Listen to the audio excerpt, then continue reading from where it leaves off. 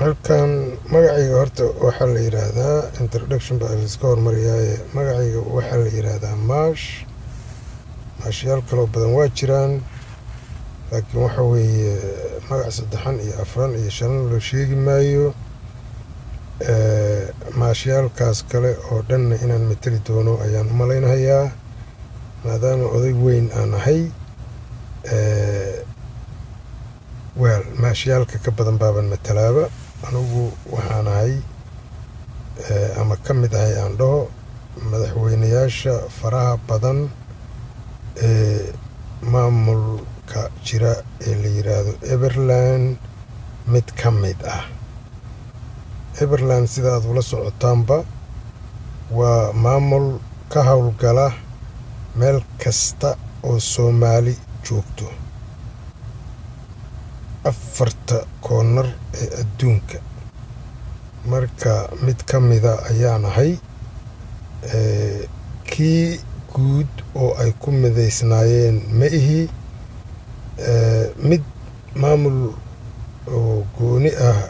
oo meel gooniya jooga oo matalana ma ihi, laakiin waxaan ahay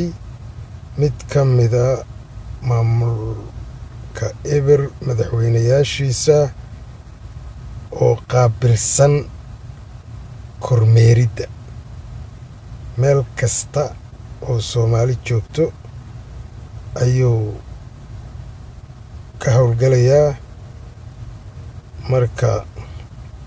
anigu hadda waxaan ku suganahay North America meel ah. North Americana dee kolley waad iska garan kartaanoo Soomaalidu kuma yara noocyo badan ayada oo ah mid gardheer, mid gargaaban, mid maaragtay fadhi ku-diriiryada iska fadhiya meelaha qaxwaha iyo lagu qaxweeyo, mid maaragtay maxaan iraahdaa qolyo oo waxaa jira la yiraahdo Grava community, qolyo waxaa jira maaragtay masaajidyada iridiisa taagtaagan oo garweyn inta la baxay waxa weeye haybadda iyo sharafta ka muuqata ma malayn kartid. markii aad wareysato waxay ku oran 20 iyo 30 sano wax la mida ayaan caradan ku sugannahay. hoos marka u sii wareysato ninka 30 sano oo waqooyiga America uu ku sugnaa waxaad ka helaysaa raggaas midaan hal subax shaqana tagin, intooday u badan yihiin hal subax ma shaqo tagaan.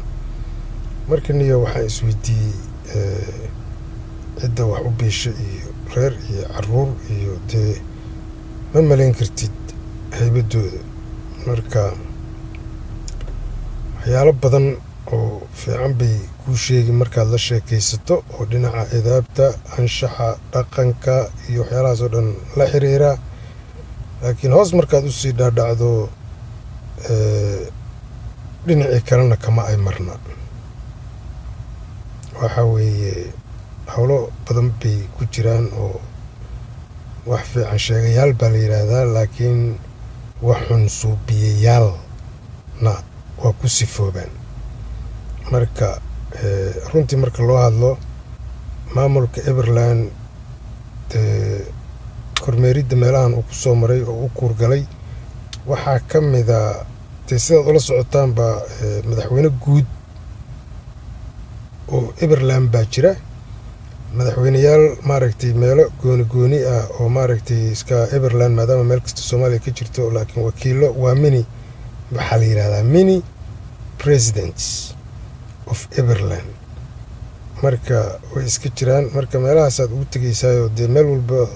dhaqanka iyo diinta iyo howlaha iyo waxa ka socdaad u kuurgelaysaa. marka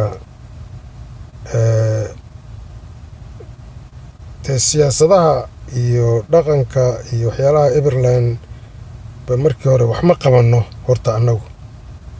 sidaad ula socotaanba madaxweynaha iyaga guud ee Eberland ayaa horey u yiri waxba ma qabanno, oo waa tuu sheegay oo horey u yiri maaragtay maamulka maaragtay golihiisa waxaaba la yidhaahdaa golaha wax matarayaasha oo kuu sheegay farihii bay ka bateen waxba ma qabtaan dhaliilna allah ka dhigaya macnaa haddii xataa arkaan qof maaragtay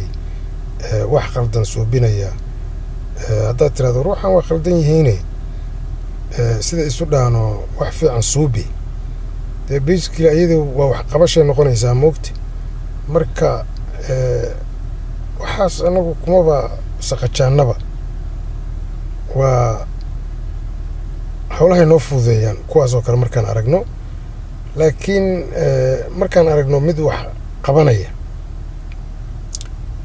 kaas wax qabanayana kuma dhiirigelinno oo ma nidhaahno hawsha fiican ee aad ku jirto kordhi ma nidhaahno sababtoo ah waxay noqonaysaa wax qabad dee siyaasadda iyadana kama mid ah inaan wax qabanno weel kama marna laftigeeda inaan wax qaribno calaamadan xuntao hadda meesha aan saarahayo dee waa iska garan kartaan soomaali waxay ku waalan tahay waxa la yidhahdo baabuurkan la yidhaahdo toyota baabuurka calaamaddu waa toyota calaamadeeda marka toyota waxa weeye dee soomaalida lacagtu way ka dhammaysay